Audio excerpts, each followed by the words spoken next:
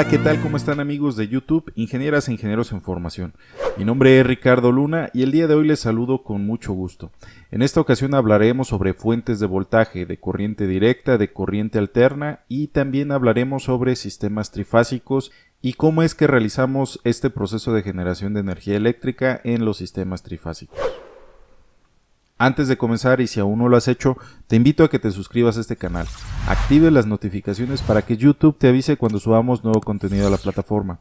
Además, y lo más importante de todo, si este contenido fue de utilidad, te agradeceré enormemente que me ayudes regalándome un like y compartiendo este contenido para que de esa forma podamos llegar a más personas. Una vez dicho esto y sin mayor preámbulo, si te encuentras preparado, comencemos.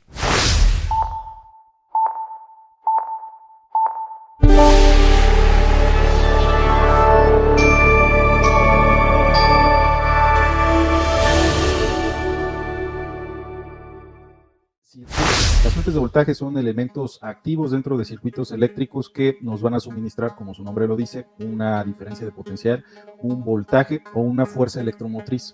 Una fuerza que se va a encargar de desplazar una corriente eléctrica o un flujo de electrones a lo largo de un circuito. Anteriormente en el canal ya habíamos hablado sobre precisamente elementos pasivos y entre ellos habíamos mencionado a resistencias, inductores y capacitores. Habíamos mencionado que hay otro tipo de dispositivos en circuitos eléctricos que no se van a caracterizar por consumir corriente eléctrica como tal, sino más bien van a entregar precisamente un flujo de electrones gracias a la presencia de una fuerza electromotriz. Y esta fuerza electromotriz, como su nombre lo dice, es la fuerza que se va a encargar de realizar ese desplazamiento de electrones dentro de un circuito eléctrico. Estas fuentes de voltaje nos van a proporcionar una diferencia de potencial o una energía que va a ser la encargada precisamente de desplazar los electrones, como les comentaba. Dentro de los elementos pasivos, uno que habíamos revisado son las resistencias eléctricas, y estas resistencias eléctricas se caracterizan por presentar una oposición al paso de corriente eléctrica a través de estos elementos pasivos.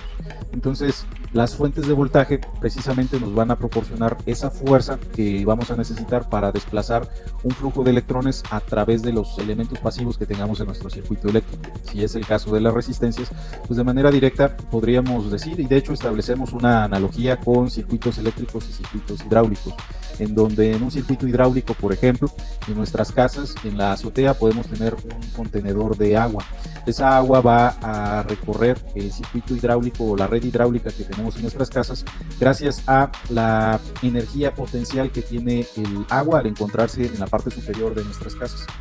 Mientras más alto se encuentre ese contenedor de agua, pues mayor va a ser la presión que se va a poder desarrollar en la tubería.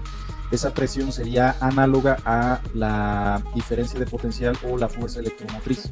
Mientras mayor sea la fuerza electromotriz, en esta analogía que estamos haciendo con circuitos hidráulicos o con redes hidráulicas, implicaría que vamos a tener una mayor presión en una parte de la tubería o de la red.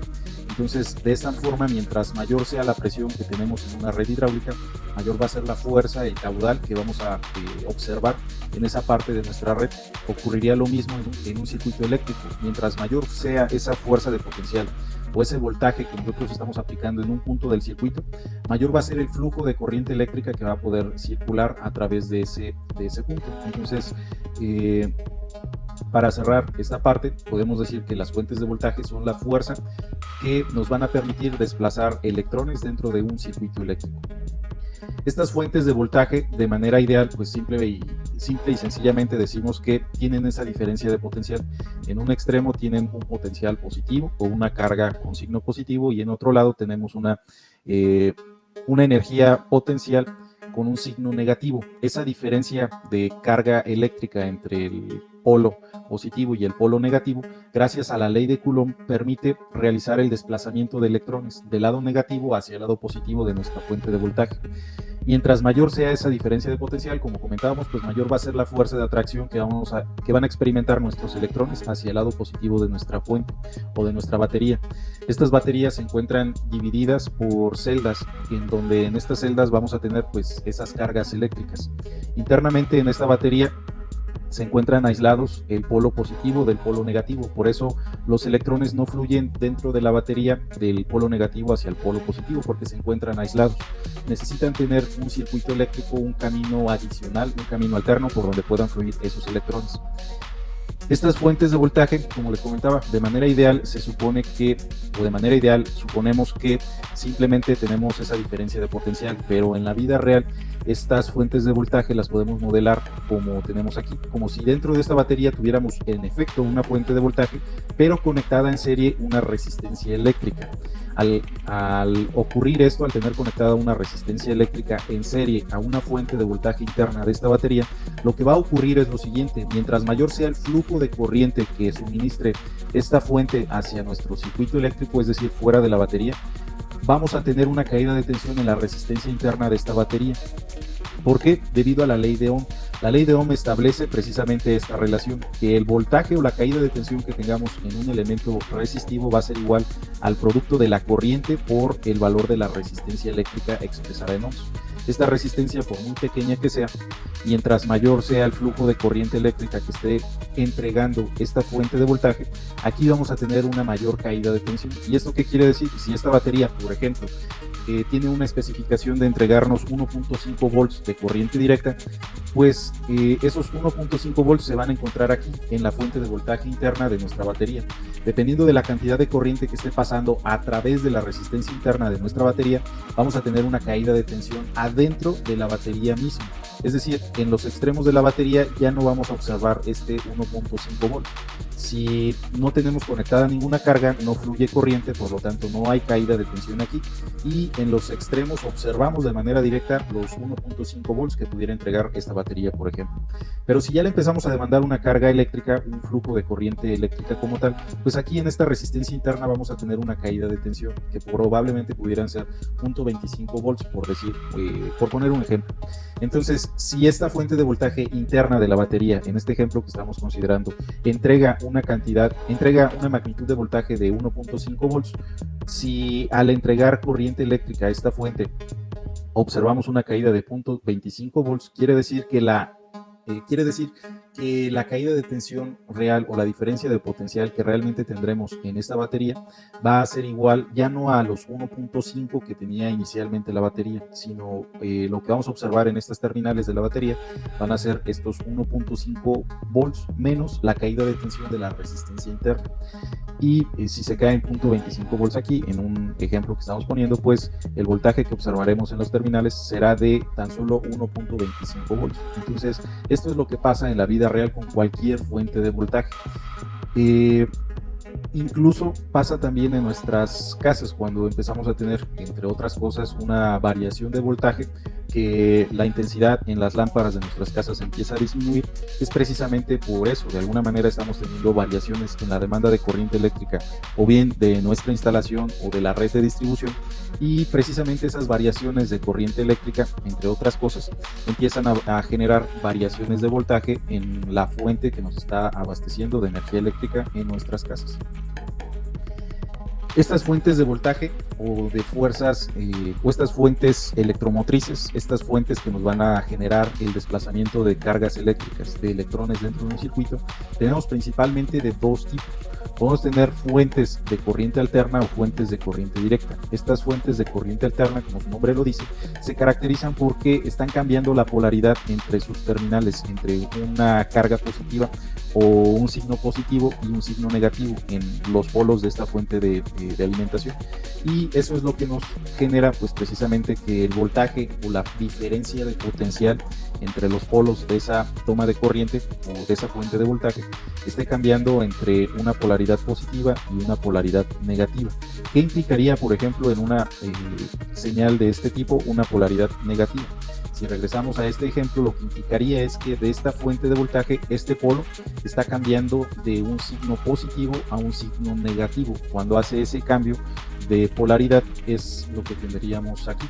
Ese polo inicialmente tenía una carga positiva y en este momento disminuyó tanto la carga o el potencial eléctrico que teníamos en ese punto y se empezó a hacer ahora negativo. Llegó a un pico máximo, volvió a disminuir y después de este punto volvió a ser nuevamente positivo ese polo que tenemos en esa fuente de voltaje. Y por otro lado, las fuentes de voltaje de corriente directa van a ser fuentes de voltaje que, como su nombre lo dice, siempre la corriente va a estar circulando en una misma dirección, no va a tener cambios. Siempre los electrones van a estar fluyendo del polo negativo de nuestra batería hacia el polo positivo de nuestra batería. Por eso la magnitud del voltaje o de esa diferencia de potencial es fija, no está cambiando conforme pasa el tiempo.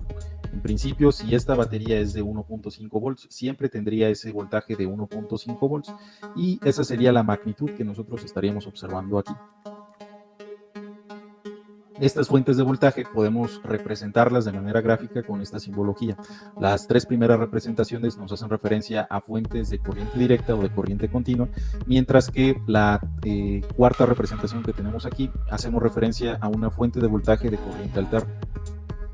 Básicamente, con las fuentes de corriente alterna hay que tener un poco de mayor precisión al hacer referencia a los parámetros eléctricos de la misma. Como podemos observar, en el caso de la corriente directa, pues siempre en principio tenemos una misma magnitud. Puede tener variaciones por los fenómenos que estábamos mencionando ahorita, incluso por ruidos o perturbaciones eléctricas, pero digamos que en general va a tener una magnitud constante conforme pasa el tiempo. En el caso de la corriente alterna no ocurre esto. En el caso de la corriente alterna, para describirla, tenemos que hacer referencia a distintos parámetros eléctricos que nos van a permitir diferenciar una señal de corriente alterna a otra. En el caso, por ejemplo, de estas fuentes de voltaje de corriente alterna, son fuentes de voltaje que tienen una forma de onda sinusoidal como la que estamos viendo ahora. Y esta forma de onda la tienen por la manera en la que generamos la energía eléctrica. Entonces, estas señales sinusoidales tienen, entre otras cosas, una magnitud o un parámetro, en este caso eléctrico, un parámetro de la señal al que conocemos como periodo. El periodo de una señal de corriente alterna hace referencia a la forma de onda mínima que se va a observar en esa señal sinusoidal que se está repitiendo una y otra vez. Como podemos observar en esta forma de onda, aquí comienza.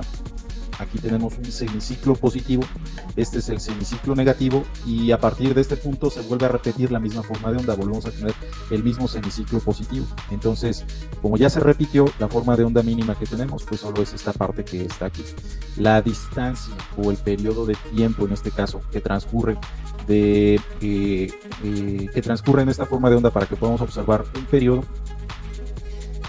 esa va a ser una magnitud de esta señal eléctrica que vamos a estar haciendo referencia. Ese periodo guarda relación con un siguiente descriptor al que conocemos como frecuencia. La frecuencia de una señal va a ser la cantidad de ciclos por segundo que tenemos en una forma de onda, y esos ciclos por segundos en el sistema internacional, esos ciclos por segundos los representamos con unidades de hertz, en donde un hertz corresponde a un ciclo o un periodo que se está ejecutando o que está ocurriendo en una unidad de tiempo, y en el sistema internacional la unidad de tiempo son segundos. Quiere decir que un hertz equivale a que en una forma de onda periódica ocurrió un ciclo o un periodo en un segundo de tiempo. Nuestras instalaciones eléctricas que tenemos aquí en México se energizan con fuentes de alimentación de corriente alterna que tienen un periodo de 60 Hz. Quiere decir que en un segundo esta forma de onda o este periodo se está repitiendo 60 veces.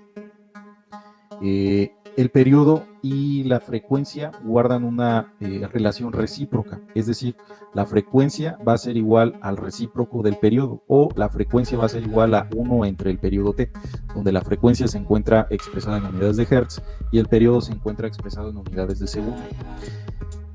Otra magnitud o descriptor de estas señales sinusoidales es lo que conocemos como la amplitud, y será el valor máximo que podemos observar en esta forma de onda. Este valor máximo, como podemos darnos cuenta, no va a ser la magnitud que normalmente esté observando una carga a la que nosotros estemos energizando con esta señal de voltaje. Eso es importante a tenerlo en cuenta. Estas señales sinusoidales, como les comentaba, tienen esa forma sinusoidal precisamente por la manera en la que generamos la energía eléctrica. La energía eléctrica la producimos gracias a la relación que guarda la electricidad y el magnetismo. Esta relación que guarda la electricidad y el magnetismo, en otro video del canal anteriormente ya hablamos acerca de ello, de la importancia que tienen tanto la electricidad como el magnetismo, y cómo a partir de la electricidad nosotros podemos convertir o generar un campo magnético, y cómo a través de un campo magnético nosotros podemos generar una corriente eléctrica. Entonces, gracias a este principio, todas las máquinas eléctricas que conocemos, todas sin excepción alguna, utilizan precisamente esta peculiaridad que guardan la relación entre la electricidad y el magnetismo, que podemos estar convirtiendo de una a otra. En ese sentido, las máquinas eléctricas que utilizamos como generadores de energía eléctrica tienen en su rotor, son máquinas eléctricas rotativas, y en la parte rotativa que se encuentra en el centro de la máquina cuentan con un imán, por ejemplo. Este imán, al estarse desplazando, al estar generando un movimiento rotatorio, las líneas del campo magnético de este imán comienzan a atravesar una o varias espiras que se encuentran estáticas en la carcasa de nuestro generador. Entonces, cuando empieza a haber ese movimiento relativo entre el campo magnético del imán y las espiras de una bobina que se encuentre alojada dentro de la carcasa de nuestro estator, en ese momento se empieza a inducir un voltaje. Ese voltaje va a tener una magnitud que se va a encontrar en función de la cantidad de líneas que están cortando nuestro campo magnético, la cantidad de líneas de campo magnético que están cortando la espira, así como también del ángulo de orientación que tenga nuestro imán. En el ángulo de orientación de nuestro imán, por ejemplo, si se encuentra en esta posición a un ángulo de 0 grados, pues las líneas de campo magnético están atravesando en su mayoría esta espira que se encuentra seccionada atrás del imán permanente. Si nosotros empezamos a inclinar, por ejemplo, 30 grados este imán, pues ahora van a empezar a cortar menos líneas de campo magnético esta espira de la bobina que se encuentra alojada en el estator de nuestro generador. Entonces, en ese sentido, como podemos observar, dependiendo del ángulo de orientación que tengamos en nuestro imán de la máquina rotativa, vamos a empezar a tener un voltaje que va a tener precisamente esa característica sinusoidal. Y esa característica sinusoidal, como podemos observar, pues es debido a que el imán permanente que se encuentra en el rotor de nuestro generador está cambiando su posición angular, y dependiendo de la posición angular que tengamos, vamos a estar observando un cambio en el flujo magnético, pero también un cambio en el voltaje que se está induciendo en una espira. Entonces, este voltaje, diferencia de potencial o fuerza electromotriz, es la que vamos a utilizar como salida de la máquina para alimentar un circuito eléctrico o una carga eléctrica, y de esta forma es que nosotros estamos produciendo energía eléctrica. Ahora, estos generadores, como podemos observar, la forma de onda sinusoidal, dependiendo del punto en el que nos encontremos en esta forma de onda sinusoidal, es el ángulo de rotación que tiene es el ángulo de giro que tiene nuestro rotor de nuestra máquina eléctrica. Entonces, cuando el rotor de nuestra máquina eléctrica gira por completo los 360 grados, cumplimos un ciclo de esta máquina. Como podemos observar, dependiendo de la velocidad a la que estemos girando el rotor de nuestro generador, dependiendo de esa velocidad, va a ser la frecuencia con la que estemos generando nuestro voltaje a la salida, y la magnitud o la amplitud de ese voltaje que vamos a estar obteniendo como salida, pues va a depender de dos cosas. Por un lado, del flujo magnético que esté entregando este imán, y por otro lado, del número de espiras que tengamos en las bobinas de nuestro generador. Mientras más espiras tengamos, mayor es el voltaje inducido que vamos a obtener como resultado. Y por otro lado, mientras mayor sea el flujo del campo magnético que nosotros tengamos en este rotor, pues mayor va a ser el voltaje inducido que nosotros vamos a estar observando en los extremos de la bobina de este generador. Ahora, estas máquinas eléctricas, para eficientar el proceso de generación de energía eléctrica, como observamos, pues aquí en esta máquina, si solo tenemos una bobina en este punto, solo en este punto se encontrará generando voltaje esta máquina eléctrica. Si nosotros empezamos a acomodar otras espiras y las desplazamos un cierto ángulo entre sí, pues una siguiente espira va a tener un desfasamiento angular del voltaje generado respecto a la primer bobina. En ese sentido, y para hacer más eficiente este proceso de conversión de energía eléctrica, estos generadores suelen tener tres arreglos o tres pares de bobinas, en donde estos arreglos se encuentran desplazados entre sí de tal forma que cubran los 360 grados de la carcasa de nuestro rotor. Entonces, si vamos a tener tres arreglos de bobinas distribuidos en la carcasa de nuestro generador que tiene un desplazamiento angular de 360 grados, pues esos 360 grados tenemos que dividirlos entre 3 y ese va a ser el desfasamiento angular que nosotros observemos entre una señal sinusoidal y otra. Es decir, si ponemos 3 bobinas desfasadas entre sí en la carcasa de nuestro generador con un desfasamiento de 120 grados una respecto de otra, después de esta señal de voltaje que nosotros estamos observando aquí, 120 grados después, en este punto, vamos a observar una misma forma de onda, igualita a la primera, solo que se desfasó 120 grados. Y la tercera señal se va a desfasar otros 120 grados más. Es decir, la tercera señal va a comenzar a partir de 240 grados eléctricos y a partir de este punto se va a generar una tercera forma de onda. A estas señales que están desfasadas 120 grados entre sí les conocemos como líneas o fases de nuestro sistema polifásico de generación de energía eléctrica. Y así es como obtenemos esta energía de corriente alterna. Para simplificar la representación de estas formas de onda, como les comentaba, aquí se encuentra la representación gráfica de la fase 1, el voltaje de la fase 2 y el voltaje de la fase 3. Las tres señales son igualitas, lo único que está cambiando es el punto donde está saliendo cada una de estas señales. De este punto a este punto hay un desfasamiento de 120 grados eléctricos, de este punto a este punto hay otro desfasamiento de 120 grados eléctricos.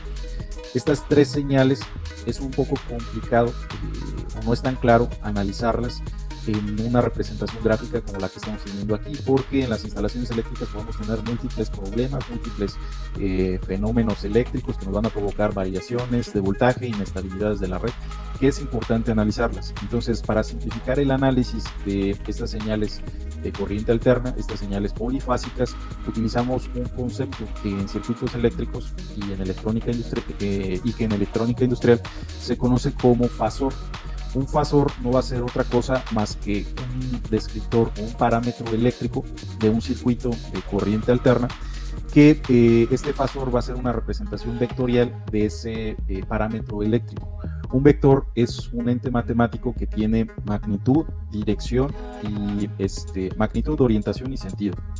Entonces, la magnitud va a hacer referencia a la amplitud o a la magnitud de voltaje, en este caso, de la señal, por ejemplo, V1 o de la fase 1. Esa magnitud en esta gráfica fasorial nos va a representar la distancia de este vector o de esta flecha. El sentido, pues, es del origen a la punta y la orientación va a corresponder al ángulo de fase o al ángulo a partir del cual esta señal está empezando a generarse. Como la señal está empezando del 0, pues tiene un ángulo de 0 esta señal que tenemos aquí.